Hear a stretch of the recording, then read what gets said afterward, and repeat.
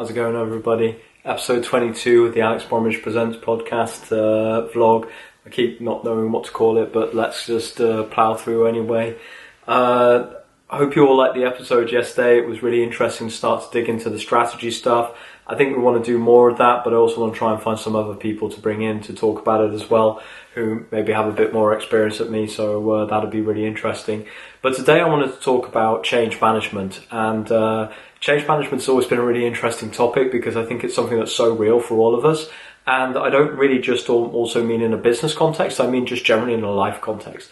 Because I think that whenever we talk about change management in business context, it also translates over to everything in life as well, right? I mean, we don't, as people, really necessarily automatically do very well when things change around us in a way that we don't expect or in a way that we're not orchestrating. And I think that that gives us the key that we can look to, and I'll come to that about, how to manage change and how to be better with change, because I think that that secretly or not so secretly unpacks how to cope with that a lot better. But I mean, whether it's you're trying to implement a change, a business transformation project at work, you're trying to get a new process implemented, you're trying to implement a new piece of software with people or a new way of working, or you're shifting your organization around and you're reorganizing the people that people work with or the jobs that people work with, you always encounter resistance to change. And as someone who has these sorts of changes thrusted on them, it can feel like you're just experiencing a never-ending tidal wave of everything is just going to change all the time. Sorry, I'm just adjusting my chair. Everything is changing all the time. And I'm getting a lot of, I think the technical term is probably change fatigue. And that's just, it's just impossible to try and keep going. And everyone's always yearning for this point where everything is just settled down and we can just, the change is gone and we can just focus on where we're going in this. And I don't want to be the bearer of bad news because I don't think it is bad news, but I don't believe that that's ever going to be the case for any of us ever again. I think the rate of change that we're experiencing, and Gary Vaynerchuk talks about this, and I agree with it 100%, the rate of change that we're experiencing now today is the slowest pace of change in the world that we will ever experience. So from today going forward, things for all of us will only change faster and faster and more rapidly and in ways that we're less able to predict as we go forward.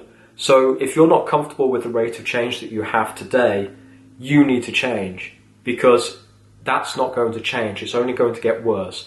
And you're going to struggle like hell if you're constantly waiting and constantly trying to get to a point where change is slowing down or change has stopped or everything is static. That is not going to be a good point for you, and it's not really going to happen.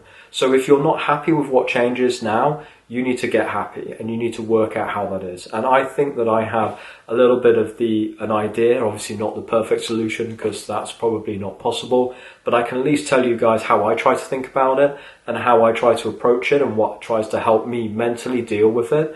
And it always takes a bit of time, right? So the first thing change happens, you always have sort of like instinctually a negative reaction to it, like, oh God, no, something is changing again. Why are they changing this? What was wrong with the way it was before? And we all have that. I don't care whether you're the strongest change agent or the strongest change driver or, the most dynamic leader out there. You will have inside you, whether you articulate it to other people or not, you will have inside you a bit of like, this change is coming. It's not something that I've initiated. It's not something that I'm comfortable with.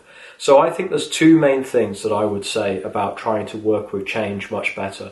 Is one, you should always try and take the initiative.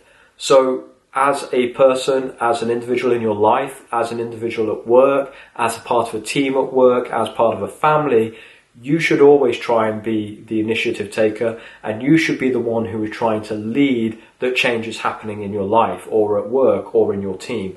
So that's a leadership position, and we talked about extreme ownership and those other leadership models, and that fits into a very good leadership model for you. But it also means back to, there's someone else thinks this change is a good idea. I don't.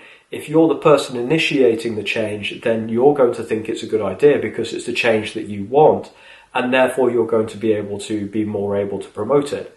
And as we're all able to accept change better and promote change and initiate change more, we're all able to engage in change much more easily as well. And that brings me over to the second point as well, which is if some change is brought onto you, you need to accept it. And not only do you need to accept it, you can't be the leader because it's been brought to you, so you're not by de facto the leader. So then you need to take the second position, which is the champion. So you either need to be the change leader or the change champion. So the change leader is the guy who initiates the change, say, this is what we need to do, and this is what's different to the future, and this is why.